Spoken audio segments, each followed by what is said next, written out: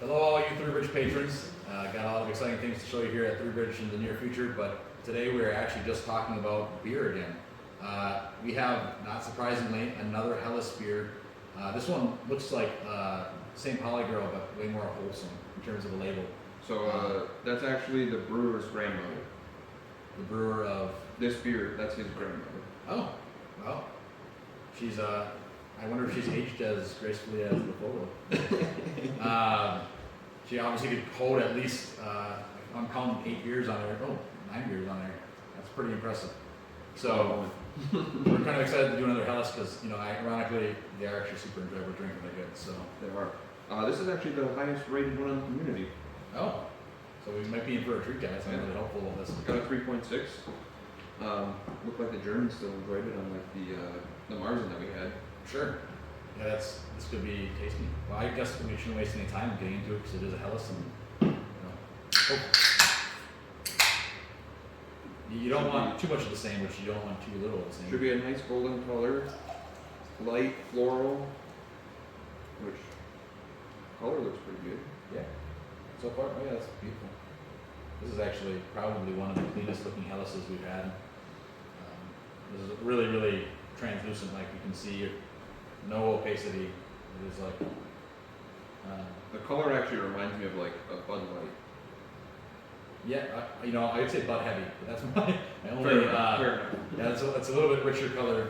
But yeah, no, I mean, it definitely looks like it's been filtered a lot. But, a good German brewer doesn't have to filter to get that look. So you just gotta have a good flocculating yeast, and they probably do. Barley and hops. Did you see who made this beer, John? The brewery? The Marie Haas-Brendel is the grandmother, and then that's I think what their brewery is called, and then they're from That's right. Jacob Vosterstad. I know I'm butchering that, but Oh, it's okay. Neither of us speak German, so I don't think we have to be on the line for that. But I mean, give her a sniff. give her a sniff again. Smells good. I would say that's floral, fresh, a little malty. I mean, all things considered, I don't see any issues with that at all. Smells like a Helles. Yep. Color-wise, I don't think we have any issues here. I think those are 2 perfect scores. Those are easy ones to rate. I like to reiterate that. I don't think that we have to spend a lot of time on them to perfect because you know right away if you got a sulfurous component on the nose or if the color is too light or too dark. Yeah, it smells great. I'm very excited to drink it more. Your head retention is definitely better than mine. Well, it's a pouring thing, John. I had a good one before. Cheers, cheers. In the pieces. No, not again.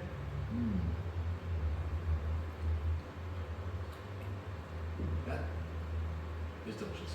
That is delicious. Mm-hmm. Nice and floral, just like a Helles is supposed to be. I feel like this is actually one that an American who grabbed this might be disappointed because of how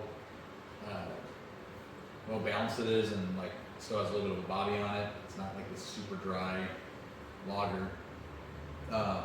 Just a hop profile, but the hop profile is not beyond what it should be for a Helles. Yeah, this drink's delicious. This is actually a perfectly balanced German beer. I have no complaints.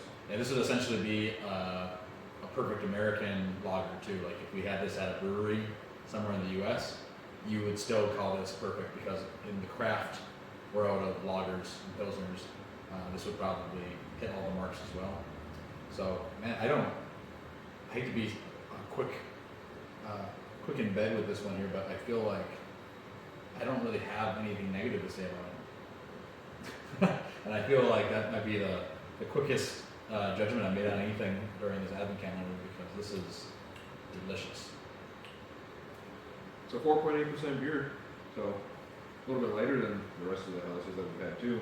Right, which is good actually. I would not need more than that. So, Actually reminds me a lot of Stuttgart. Yeah, yep. We just, perfect Helles. I mean, what are we talking about here? I mean, I'm kidding. I actually, I'm happy everyone likes Stuttgart, but truthfully, every consumer is the most accurate at what is correct for them. So, I love Steve Kirk, but I also love this beer. So hey, you're right. I think they do taste very similar. I would bet money that they use Tettnang or Hallertau on this guy. One of the two. But Unfortunately, the app for this did not give a whole lot of information other than its grandma on the can. I feel like we should wrap this up quick so we can keep drinking this tonight. All right. I think I'm willing to give this a 50 out of 50. That would cover 20 points for flavor for everyone who's paying attention, 5 points for mouthfeel, and a 10 out of 10 overall encompassing score.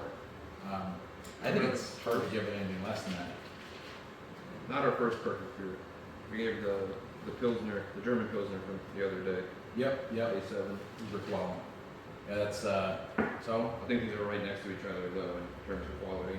Yep, and that one was a slightly different style, so it's kind of, this is cool. This might be the first perfect Helles we've had. So it's going to set the bar for all the Helleses coming down the pipeline, which I'm sure there are because you can see pictures of beers on here that we haven't had yet, and they say Helles on them. So, sorry, we're going to be doing Helleses for a little while, probably on and off. But And from people that I was talking to that have done this in years past, there's, normally a lot of Helleses. okay, yeah, that's reasonable. I'm not mad about it though. I like Helleses. Plus they're easier to drink. So, well, with that being said, thank you guys for tuning in. This is the 9th day of the Advent calendar. We'll see you on day 10. Yeah. Cheers.